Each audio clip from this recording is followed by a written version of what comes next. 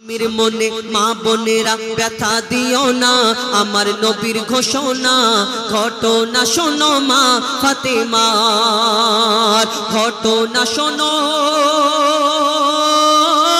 মা ফাতেমার। স্বামীর মনে মা বোনেরা ব্যথা দিও না, আমার নবীর ঘোষণা ঘটনা শোনো মা ফাতেমার, ঘটনা শোনো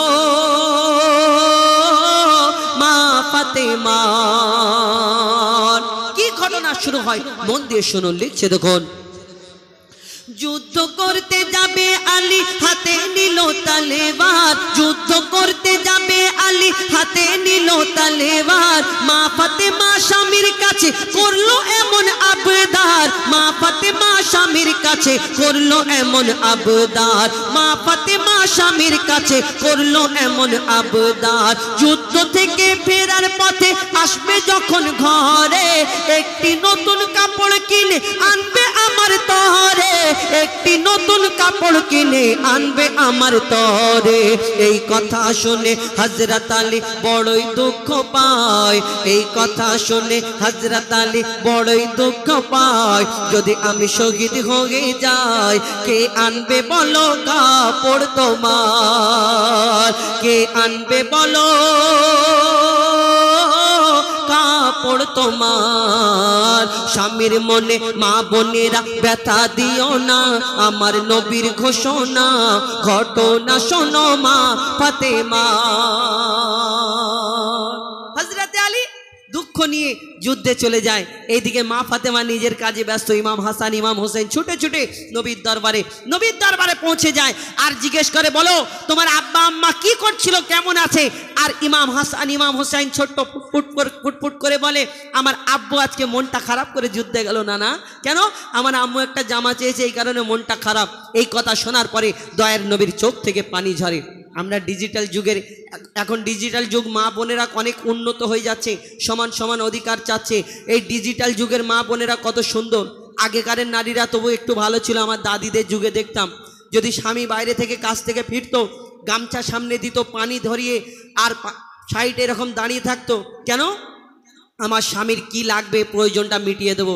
এখন ডিজিটাল যুগ, স্বামী যদি বিদেশ থেকে কাজ থেকে ফেরে, এইদিকে ওই স্ত্রী যদি কাজেতে একটু ব্যস্ত থাকে, কাজের চাপ থাকে, এসে জিজ্ঞেস করে, হ্যাঁ গো কচির মা আমার লুঙ্গিটা কোথায়? আর যদি দেখা যায় যে ওইখানটা লুঙ্গিটা রাখা রয়েছে, শুধু এরকম করে তাকাবে, লুঙ্গির দিকে তাকাবে আর স্বামীর দিকে তাকাবে।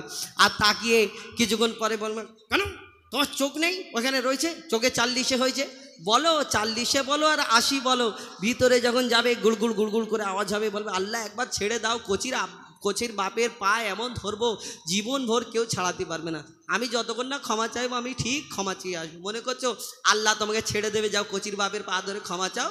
অত সহজ না, মন দিয়ে শুনতে হবে। কবি ছন্দের মাধ্যমে লিখছে দেখুন। যুদ্ধ থেকে দুঃখ ভরা হৃদয় নিয়ে আলী গেল রণে, নানার কাছে ছুটে এলো হাসান হোসেনে, নানার কাছে ছুটে এলো হাসান হোসেনে। আব্বুর কাছে নতুন কাপড় চেয়েছে আম্মি জান, তাই আব্বুর মনটা খুবই খারাপ ছিল যে সে পেরেশান, আব্বুর মনটা খুবই খারাপ ছিল যে সে পেরেশান। এই কথা শুনে দয়াল নবীর কান্না থামে না, কি ভুল করলো ফাতেমা? এই কথা শুনে দয়াল নবীর কান্না থামে না, কি ভুল করলো ফাতেমা? কি করলে বলো বেটি আমার, কি করলে বলো বেটি আমার? স্বামীর মনে মা বোনেরা ব্যথা দিও না, আমার নবীর ঘোষণা ঘটনা শোনো মা ফাতেমার। তারপর কি হয়? এইদিকে হযরত আলী যুদ্ধে চলে যায়, এইদিকে আমার দয়ার নবী শোনার পরে বড় কষ্ট পায়। মা ফাতেমা এটা বুঝতে পারেনি, তিনি নিজের কাজে ব্যস্ত। কিন্তু মা ফাতেমা তিনি কাজ করে আর চিন্তা করে। একদিন হয়ে গেল, দুদিন হয়ে গেল, 3 দিন হয়ে গেল, মা ফাতেমার বাড়ি আমার দয়ার নবী আর খোঁজ খবর নিতে আসে না। আমার দয়ার নবী প্রত্যেক দিন মা ফাতেমার বাড়িতে আসতো, কিন্তু আমার দয়ার নবী আর 2 দিন 3 দিন হয়ে গেল মা ফাতেমার বাড়িতে আসে না। তখন ওই মা ফাতেমা বড় চিন্তা করে, আমার আব্বার কি ব্যাপার, আমার বাড়িতে কেন আসে না? মা ফাতেমা ছুটে ছুটে আমার দয়ার নবী নবীর দরবারে পৌঁছে যায়। দয়ার নবীর সামনে গিয়ে হাজির হবার সঙ্গে সঙ্গে আমার দয়ার নবী অন্যদিকে তাকিয়ে অন্যদিকে ফিরে যায়, মা ফাতেমার দিকে চেয়েও দেখে না। আপনারা কি ভাবছেন স্বামীর মনে কষ্ট দিয়ে আবার ক্ষমা চেয়েবে আল্লাহ ওই ক্ষমা করে দেবে? অত সহজ নয়। এই দুনিয়াতে মা ফাতেমার দিকে আমার দয়ার নবী আর তাকিয়ে দেখে না কেন? তিনি স্বামীর মনে কষ্ট দিয়েছে। তারপর কি ঘটনা হয় কবি ছন্দের মাধ্যমে লিখছে দেখুন। মা ফাতেমা যার মুখ না দেখে ঘুমাতো না দয়ার নবীজি আমার, যার মুখ না দেখে ঘুমাতো না দয়ার নবীজি আমার, রাতের পরে রাত কেটে যায় মুখ দেখে না ফাতেমার, রাতের পরে রাত কেটে যায় মুখ দেখে না ফাতেমার। মা ফাতেমা ছুটে এলো আব্বা জানের কাছে, মা ফাতেমা ছুটে এলো আব্বা জানের কাছে, তবু বেটির মুখ দেখে না পেছন ফিরে আছে, তবু বেটির মুখ দেখে না পেছন ফিরে আছে। বলছে নবী ওগো বেটি বাড়ি চলে যাও, বলছে নবী ওগো বেটি বাড়ি চলে যাও, আগে স্বামীর কাছে ক্ষমা চাও, তবে করবে ক্ষমা আল্লাহ আমার, তবে করবে ক্ষমা আল্লাহ আমার। স্বামীর মনে মা বোনেরা ব্যথা দিও না, আমার নবীর ঘোষণা ঘটনা শোনো মা ফাতেমা। মা ফাতেমা কাঁদতে কাঁদতে বাড়িতে চলে যায়, দরজা বন্ধ করে দিয়ে স্বামীর আসার অপেক্ষা করে, কখন আমার স্বামী আসবে, আমি যতক্ষণ না ক্ষমা চাইবো আমার মনটা ছটফট করে। হযরতে আলী যখন ঘরে প্রবেশ করলেন, যুদ্ধে থেকে ফিরলেন, তখন পা দুটোকে জড়িয়ে ধরে মা ফাতেমা হাউ হাউ করে কাঁদে, স্বামী গো তোমার মনে কষ্ট দেওয়ার কারণে আমার দয়ার নবী আমার প্রতি নারাজ, আমার মুখ দেখিনি, তাহলে তুমি যদি না ক্ষমা করো। তখন সেই সময় হযরতে আলী, মা ফাতেমা, ইমাম হাসান, ইমাম হুসাইন চারজন মিলে আমার দয়ার নবীর ঘরে চলে যায়। সেইখানে কি ঘটনা এবং সেই দিন দয়ার নবী আমার মা ফাতেমাকে কি বলেছিলেন এই উম্মাতে শিক্ষার জন্য, শেষ কথায় লিখছে দেখুন। যুদ্ধ থেকে হযরত আলী এলো যখন ঘরে, যুদ্ধ হতে মাওলা আলী এলো যখন ঘরে, যুদ্ধ হতে হযরত আলী এলো যখন ঘরে, চাইছে ক্ষমা মা ফাতেমা পা দুটোকে ধরে, চাইছে ক্ষমা মা ফাতেমা পা দুটোকে ধরে, ক্ষমা করে দাও আমারে আর করব না এমন ভুল, তোমার মনে ব্যথা দিলে ব্যথা পাই গো খোদার রাসূল, স্বামীর মনে ব্যথা দিলে ব্যথা পাই গো খোদার রাসূল। আলী ফাতেমা হাসান হোসেন নবীর কাছে যায়, নবী মোর দেখে শান্তি পায়, এমন ভুল কখনো করো না গো আর, এমন ভুল কখনো করো না গো আর। স্বামীর মনে মা বোনেরা ব্যথা দিও না, আমার নবীর ঘোষণা ঘটনা শোনো মা ফাতেমা। সব শেষে সেদিন আমার দয়ার নবী মা ফাতেমাকে উম্মাতে শিক্ষার জন্য কি বলেছিল, শেষ কথায় মন দিয়ে শুনতে হবে, লিখছে দেখুন। বলছে নবী আল আরাবি শোনো বেটি ফাতেমা, আলী যদি আজ তোমাকে না করি তো ক্ষমা, আলী যদি আজ তোমাকে না করি তো ক্ষমা, আমি তোমার আব্বা তোমাকে ক্ষমা করতাম না, স্বামীকে যে দুঃখ দেবে আমি তাকে চিনব না, স্বামীকে যে দুঃখ দেবে নবী তাকে চিনবে না। কেমন শিক্ষা দিয়ে গেল নবী দো জাহান, শুনে রাখ মঈদুল ইসলাম, বলছিল না মা ফাতেমার, বলছিল না মা ফাতেমার। স্বামীর মনে মা বোনেরা ব্যথা দিও না, আমার নবীর ঘোষণা ঘটনা শোনো মা ফাতেমার, ঘটনা শোনো মা ফাতেমা। একটা ঘটনামূলক গজল শোনালাম, আমার এখানে দাদাদের অনুরোধ একটা ঘটনা একটা কবিতামূলক শোনানোর জন্য। যাই হোক, এই ঘটনা থেকে আমাদের কিছু শিক্ষা নিতে হবে। এই ডিজিটাল যুগ, মা বোনেরা কত পরিবর্তন হয়ে যাচ্ছে, কতজন উঠে উঠে চলে যাচ্ছে, তার মানে এনারা ওই গন্ডগোল করে ওই কারণে। তো মা ফাতেমা এই ঘটনা থেকে এটাই শিক্ষা যে স্বামীকে আল্লাহ কি মর্যাদা দিয়েছেন। আমার দয়ার নবী এই কথা বলেছেন। আমরা দেখবেন আমি পুরুষ বেটা ছেলে, আমার মায়ের খেদমত যতদিন মা বেঁচে থাকবে করতে পারবো, আমার মায়ের পায়ের তলায় জান্নাত। কিন্তু একটা বেটা ছেলে করবে, কিন্তু একটা মেয়ে কতদিন করতে পারবে? তার বিয়ে হয়ে যাবে না 20 বছর, কিন্তু সেই শ্বশুর বাড়ি চলে যাবে। অনলাইনে তো আর মা বাপের খেদমত হয় না, এখন অনলাইনে সব কিছু হয় না। কিন্তু আল্লাহ এই নারীদেরকে কত সুবর্ণ অফার দিল, যেটা হলো, ও নারী তুমি শুনে রাখো, এই তোমার বিয়ের পরে তুমি যখন শ্বশুর বাড়ি চলে যাবে আর একটা রাস্তা তোমার জন্য খুলে যায়, সেটা হলো তোমার স্বামী। তোমার স্বামীর খেদমত করে যদি তুমি রাজি করতে পারো, আল্লাহ তোমার জন্য জান্নাতের রাস্তা সোজা করে দেবে। আল্লাহর পরে আল্লাহ তোমার ও নারীকে এই কথা এই অফার দিলেন যে আমার পরে তোমার স্বামীর পরে তোমার স্বামীর কদমে, তোমার স্বামীকে এত সম্মান দিয়েছেন, স্বামীর কদমে যদি সিজদা করার হুকুম দিত, স্বামীর কদমে সিজদা করার হুকুম দিত। কিন্তু সেই স্বামীকে আমরা জোরে জোরে কথা বলি। গরিব মানুষ হলে বাপের বাড়ির শিকায়ত করি ফোন করে, আব্বা আমাকে এমন জায়গায় বিয়ে দিয়েছো, এই স্বামী আমার কিছু শখ পূরণ করতে পারে না, আমাকে ওই আমাদের বড় পুকুরে কলসি ডুবিয়ে মেরে ফেলে দিলে আমি খুশি হতাম। এই কথা বলুন, কিন্তু ভিতরে যখন যাবে গুড়গুড় করে আওয়াজ হবে। কিছু কিছু মহিলা দেখবেন এনাদের মনে শান্তি হয় না। এইখানে যত পুরুষ বেটা ছেলে আছে, এনাদের সবাইয়ের মনের এই কথা, এটা আমি বলছি কেন? সারা জীবন একটা ছেলে তার জীবনটাকে শেষ করে দেয়, এই জীবনটা কেমন করে সংসার চলবে, কেমন করে বিবি বাচ্চা ভালো থাকবে। কিন্তু সারা জীবনের পরে দেখবেন একবার ঝামেলা যদি জীবনে হয়, ওই মহিলার একটা কথা বলবে যে তুমি আমাকে কি দিয়েছো সারা জীবনে, আমার জন্য কি করেছো, বলে না ভাই? হ্যাঁ হ্যাঁ, যারা যারা বিয়েওয়ালা জিজ্ঞেস করে সব এই কথা বলে, সারা জীবন এদের জন্য পুরো শেষ করে দেবে। কিন্তু এই নারীরা বলবে তুমি আমার জন্য কি করেছো, সারা জীবন কি দিয়েছো। তাহলে ছেলেগুলো সব পাঁপড় ভাজলো আর ঘাস কাটলো আর তোমরাই সব কিছু করে দিলে, তাই না? যে এরকম যদি বলা হয়, খবরদার এরকম করবেন না। তো এখন ছোট্ট করে একটি গাছ, আল্লাহ আল্লাহ বল রে মাঝি, আল্লাহ আল্লাহ বল, আল্লাহ আল্লাহ বল রে মাঝি, আল্লাহ আল্লাহ বল, আল্লাহ আল্লাহ বল রে মাঝি, আল্লাহ আল্লাহ বল, আল্লাহ আল্লাহ বল রে মাঝি, আল্লাহ আল্লাহ বল, আল্লাহ আল্লাহ বল রে মাঝি, আল্লাহ আল্লাহ বল, আল্লাহ আল্লাহ বল রে মাঝি, আল্লাহ আল্লাহ বল। পড়ে বিসমিল্লাহ ও মাঝি, পড়ে বিসমিল্লাহ, পড়ে বিসমিল্লাহ ও মাঝি, পাক মদিনায় চল।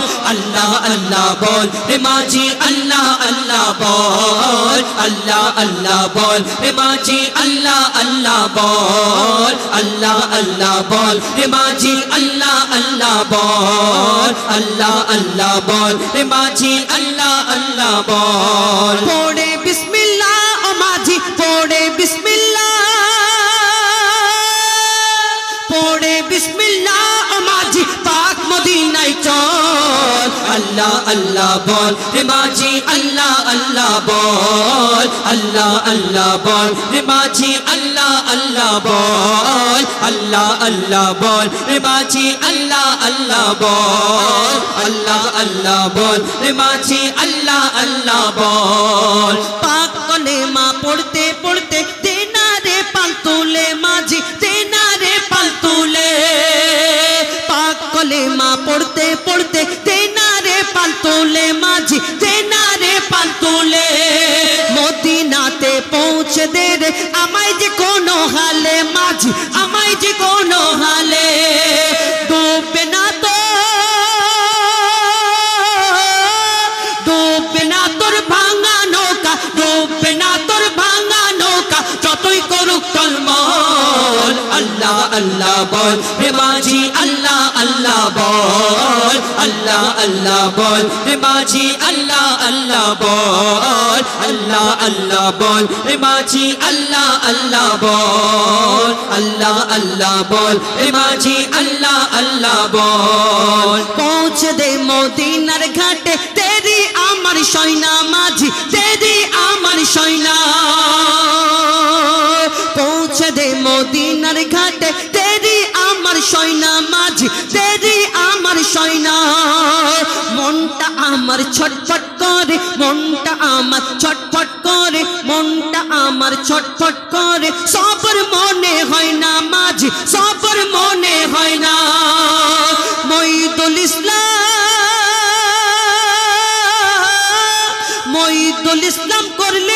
সফল মঈদুল ইসলাম করলে সফল তবেই পাবি রে ফল আল্লাহ আল্লাহ বল রে মাঝি আল্লাহ আল্লাহ বল আল্লাহ আল্লাহ বল রে মাঝি আল্লাহ আল্লাহ বল আল্লাহ আল্লাহ বল রে মাঝি আল্লাহ আল্লাহ বল আল্লাহ আল্লাহ বল রে মাঝি আল্লাহ আল্লাহ বল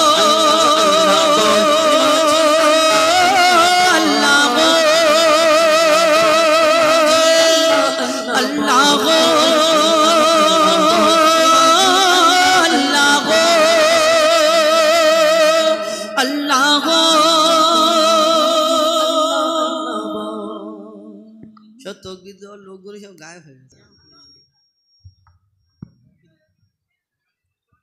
ইয়া রাসূলুল্লাহ ইয়া হাবিবাল্লাহ পুকারো ইয়া রাসূলুল্লাহ ইয়া হাবিবাল্লাহ পুকারো ইয়া রাসূলুল্লাহ ইয়া হাবিবাল্লাহ পুকারো ইয়া রাসূলুল্লাহ या हबीब अल्लाह तुम भी करके उनका चर्चा तुम भी करके उनका चर्चा अपने दिल चमकाओ तुम भी करके उनका चर्चा अपने दिल चमकाओ ऊंच में ऊंचा नबी का झंडा अजमत वाला नबी का झंडा प्यारा प्यारा नबी का झंडा शफायत वाला नबी का झंडा हर घर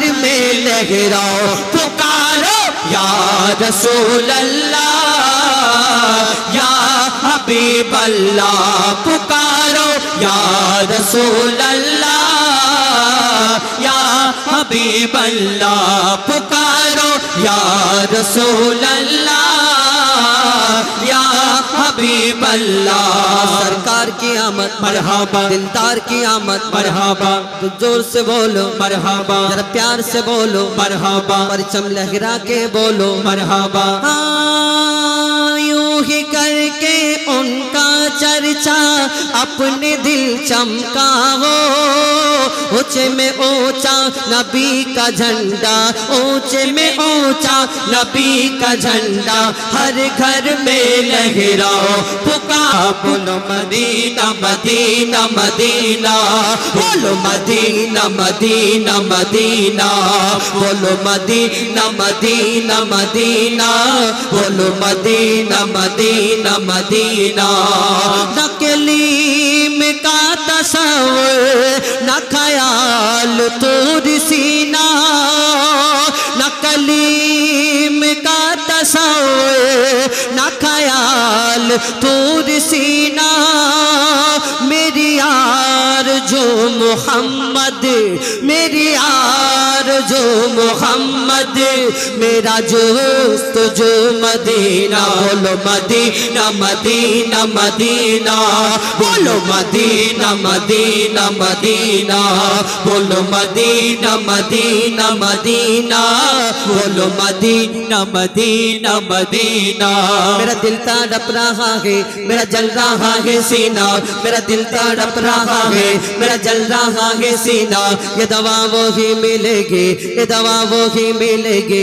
मुझे ले चलो मदीना मुझे ले चलो मदीना मुझे ले चलो मदीना पुकारो या रसूल अल्लाह या हबीब अल्लाह पुकारो या रसूल अल्लाह या हबीब अल्लाह बोलो मदीना मदीना मदीना बोलो मदीना मदीना मदीना बोलो मदीना मदीना मदीना बोलो मदीना मदीना मदीना मेरा दिल तड़प रहा है मेरा जल रहा है सीना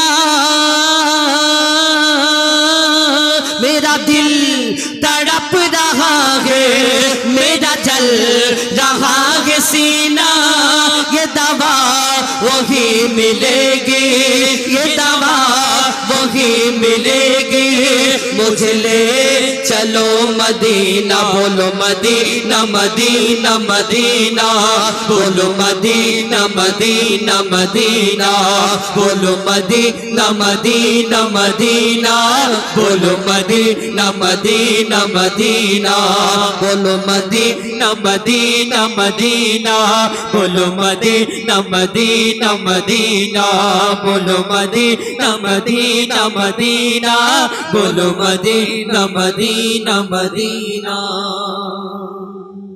শুনলেন উর্দু এবং আপনাদের সম্মুখে শোনালাম একটা বাংলা একটা গজল শোনাই ছোট্ট করে ডুয়েট কণ্ঠে, তারপরে এদেরকে দেবো আবার ঘটনামূলক গজল।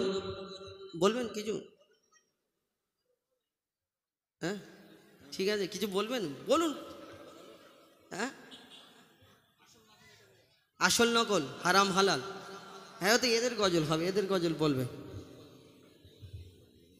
হ্যাঁ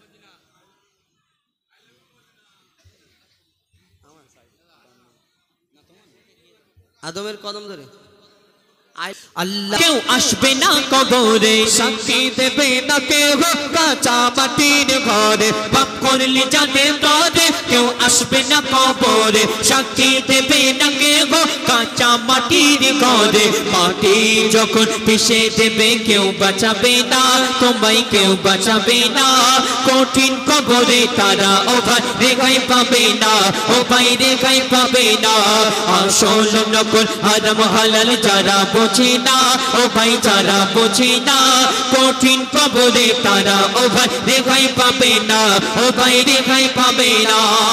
অতি মূল্যবান কথাই কবি লিখছেন, আমরা দুনিয়ার মধ্যে শুধু আমার আমার করি, একতলা বাড়ি আছে আর একতলা বাড়ি কিভাবে বানাবো, একটা ঘর আছে আর একটা কে হবে কবরে আমার আমার করে তোর থাকবে সবই পড়ে এক টুকরা সাদা কাপড় সঙ্গী হবে কবরে সাপ বিছুর কামড় তখন সহ্য হবে না তখন সহ্য হবে না কঠিন কবরে তারা ও ভাই রেখাই পাবে না ও ভাই রেখাই পাবে না আসল নকল হারাম হালাল যারা বোঝে না ও ভাই যারা বোঝে না কঠিন কবরে তারা ও ভাই রেখাই পাবে না ও ভাই রেখাই পাবে না।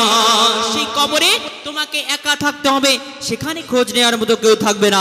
দুনিয়াতে যদি তুমি ভালো আমল করো কবর তোমার সঙ্গে ভালো ব্যবহার করবে, আর যদি কবরে তুমি দুনিয়ার মধ্যে যদি খারাপ বদ আমল করো তাহলে কবর তোমার সঙ্গে খারাপ ব্যবহার করবে। অতি মূল্যবান কথাই কবি লিখছেন, শোন।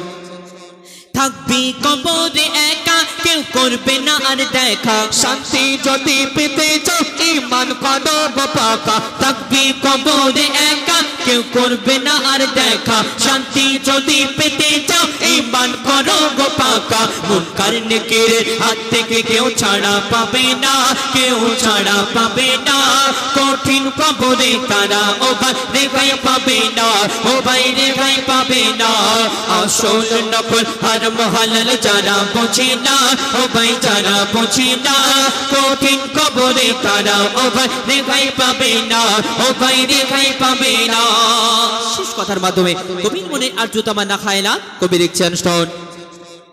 বিশ্বাস করি নবীকে বিশ্বাস করি খোদাকে বিশ্বাস করিনি আমি বিশ্বাস করব তোমাকে বিশ্বাস করি নবীকে বিশ্বাস করি খোদাকে বিশ্বাস করিনি আমি বিশ্বাস করব তোমাকে কখনো আমায় ফাঁকি দেবে বলে যাবে না আমায় বলে যাবে না মইদুল ইসলাম তাড়াতাড়ি তওবা করো না তুমি তওবা করো না আসল নকল হারাম হালাল যারা বোঝে না ও ভাই যারা বোঝে না কঠিন কবরে তারা ও ভাই রেখাই পাবে না ও ভাই রেখাই পাবে না আসল নকল হারাম হালাল যারা বোঝে না ও ভাই যারা বোঝে না কঠিন কবরে তারা ও ভাই রেখাই পাবে না ও ভাই রেখাই পাবে না ও ভাই রেখাই পাবে না।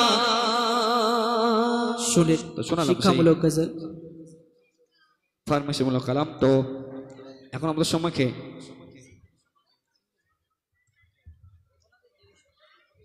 তো যাই হোক শুনলেন। তো এখন আপনাদের সম্মুখে সিঙ্গেল গাও নাকি? আচ্ছা তুমি সিঙ্গেল গাও তো আবার আচ্ছা তুমি গাও না তো সিঙ্গেলে একটা গাওয়া যাক নাকি? যাই হোক কোকিলা গাও, কোকিলা গাও। তো এখন একটি সিঙ্গেলে গজল পরিবেশন করে শোনাচ্ছি, আপনারা ধীরে ধীরেভাবে শ্রবণ করুন দরুদ শরীফ সম্পর্কে। এই দরুদ শরীফ পড়লে কি ফায়েজ ফাজিলাত, সেই সম্পর্কে একটি গজল পরিবেশন করে শোনাচ্ছি, আপনারা ধীরে ধীরেভাবে শ্রবণ করুন। হ্যালো হ্যালো চিক হ্যালো। ও কোকিল রবি ইবনে হুযায়ফা তার মূল্যবান গজল পরিবেশন করে শোনাবেন, আপনারা ধীরে ধীরেভাবে শ্রবণ করুন।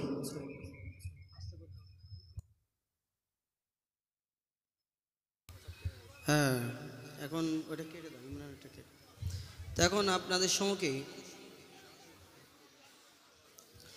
কয়েকটি গজল বলবো, তারপরে ওইটা দিয়েছে ওই শবে বারাতটা, আর ওটা কেটে দাও, শবে বারাতটা আর রমজানটা। আমার ভাইদের জন্য একটা কি বলবো, আই লাভ ইউ মদিনা বলবো। আর একটা নতুন গজল বলি, এই যুগে শান্তি নাই, মানে নিজের বউ ভালো লাগে না, পরের বউটা ভালো, বুঝতে পেরেছি। ঘড়ি ঘড়ি মানে একটু এই টাইপের গজল, তাই তো? টিক টিক ঘড়ির কাঁটা, জামালপুর নিয়ে তো বলবো। হ্যাঁ, কুটুম নিয়ে, কুটুম অনেক এসছে, মানে গরু জবাই হয়েছে নাকি, টাকা শেষ। যাক, আল্লাহ মেহমান আসা মানে খুশি হবে, মানে মেহমান আল্লাহ যাকে পছন্দ করে তার বাড়িতে মেহমান পাঠায়, আরও বেশি। হ্যাঁ, ডেকোরেটার হাঁড়ি শেষ। যাক, আল্লাহ আরও বরকত দিক আপনাদের এখানে। তো এখন একটা নতুন গজল বলি, তারপরে জামালপুর নিয়ে একটা বলবো, তারপরে একটা শবে বারাত আর একটা রমজান নিয়ে বলবো, তারপরে আদমের কদম ধরে। এখন তৌহিদ ফুলের মালাটা গায়ে কোথায় আছে নাকি, চলে কই চলে গেছে নাকি, কই তুমি তৌহিদ ফুলের মালা কই চলে গেছে, আছে তো? হ্যাঁ হ্যাঁ, তুমি তৌহিদ ফুলের মালা, আমার ভাই, আমাদের কাছের মানুষ, আমাদের বন্ধু লোক, ওই কারণে আমি যাই। হ্যাঁ, শোনাবো তুমি তৌহিদ ফুলের মালা আমি জপি দুবেলা। তো ছোট করে শোনাই, তারপরে একটা নতুন গজল শোনাবো, তারপরে হ্যাঁ রমজান মাস এবং শবে বারাত নিয়ে একটা গাইবো। এবং যারা আমাদের এই লাইভ মধ্যে দেখছে ইউটিউবের মাধ্যমে, এবং আমাদের এতে অনেক অনেক ধন্যবাদ আমাদের সহযোগ সাথে থাকার জন্য। তো ছোট করে গাই, লিখছে দেখুন। তুমি তৌহিদ ফুলের মালা, মানে চলে গেছে নাকি, আমি জপি দো বেলা, সঙ্গে থেকো মনে রেখো ও গো আল্লাহওয়ালা। তুমি তো তোমার দারের ভক্ত, আমি 5 ওয়াক্ত পড়ে রব, তোমার বেলা সঙ্গে থেকো মনে রেখো ও গো আল্লাহওয়ালা। সব শেষে কবি মরহুম আবুল কালাম সাহেব তানার, তিনি যে লিখেছেন এই দুনিয়াতে, তিনি যখন দুনিয়া ছেড়ে চলে যায়, তানার অনেক গজল আমরা শুনেছি। ঘুমিয়ে যারে লাল আমার, কিছু নেই তোকে দেওয়ার, এবং আল আমিন নবী আমার, মুক্তিদাতা সবার। ইনশাল্লাহ আপনার আলহামদুলিল্লাহ এই গজলগুলো আপনারা শুনেছেন। সেই কবি মরহুম আবুল কালাম সাহেব তানার মনের কি আশা ছিল, তিনি যখন দুনিয়া ছেড়ে চলে যায়, লিখছে দেখুন। আজ আছে মোর জিন্দেগিটা, কাল হয়তো থাকবে না। একটা ফরমাইশ শোনালাম আপনাদের সম্মুখে, এবং আরেকটা গজল শোনায়, একদম নতুন গজল, তারপরে ফরমাইশ, সেগুলো শোনাবো ইনশাল্লাহ। লিখছে দেখুন, আল্লাহ পাক রব্বুল আলামিন সবার মালিক, আমার মালিক, আপনার মালিক। এই আপনারা এত সুন্দর যে লাইটিং করে রেখেছেন, সুন্দর মানে অপূর্ব যাকে বলে, বাইরে থেকে এত সুন্দর লাগছে, সত্যিকারের সুন্দরকে সুন্দর বলতে হবে। আপনাদের এই জামালপুরের যে এই অনুষ্ঠান সব দিক থেকে সুন্দর, কমিটির ভাইরাও সুন্দর, সত্যিকারের তারিফ প্রশংসা করার মতো। এবং এই হাটখোলা, এই যে জামালপুর হাটখোলার এই অনুষ্ঠানটাও সুন্দর, প্যান্ডেলটাও সুন্দর করে সাজিয়েছেন, এবং যিনি মাইক বাজাচ্ছেন ওনার মাইকটাও সুন্দর, আর যিনি বাজাচ্ছেন উনিও সুন্দর। এ শুধু হাসে, যা বলি শুধু হাসে, হ্যাঁ গজল বলে, হ্যাঁ ওই কারণেই এই সাউন্ড চালাবার আইডিয়া ওনার মানে ভরপুর, কোন জায়গায় কি লাগবে সব জানে, সেইখানে সেরকম বাজাচ্ছে। অনেক অনেক ধন্যবাদ এই জামালপুর আমার গ্রামবাসীবৃন্দর, যারা এত সুন্দরভাবে অনুষ্ঠানকে সাজিয়েছেন। যাই হোক, যে এই যে লাইটগুলো লাগিয়েছেন, দেখবেন এর পিছনে একটা তারের কানেকশন করতে হয়েছে না, তার বিনা তারে লাইট জ্বলে না, যদিও জলে চার্জ দিতে হয়, কিন্তু আল্লাহ সব কিছু পারে, আমরা আল্লাহর নিয়ামত সব কিছু দেখি, দেখেও আমরা কোনোদিন ভাবিনি আল্লাহ এই দুনিয়াতে সব কিছু পারে। দেখবেন জোনাকির পিছনে টিপ টিপ টিপ টিপ করে লাইট জ্বলে, কোনোদিন দেখেছেন ওই জোনাকির পিছনে একটা তারের কানেকশন করা আছে? না, আল্লাহ সব পারে। দেখবেন 7 রাজার ধন মানিক যাকে বলা হয় সাপের মাথায় রাখে, ঝিনুকের পেটে যে ভিতরে পানির তলা এর ভিতরে পেটেতে মুক্তা রাখে। আল্লাহ কি কি পারে না, সব পারে। আল্লাহ কোথায় কোথায় থাকে? আল্লাহ কেউ বলে 7 আসমানে থাকে, আবার মসজিদ নাকি আল্লাহর ঘর, আবার মসজিদ যদি আল্লাহর ঘর, কাবা শরীফ আল্লাহর ঘর, মসজিদ আল্লাহর ঘর, কাবা শরীফ আল্লাহর ঘর। তো কবি ছন্দের মাধ্যমে লিখছে, দেখুন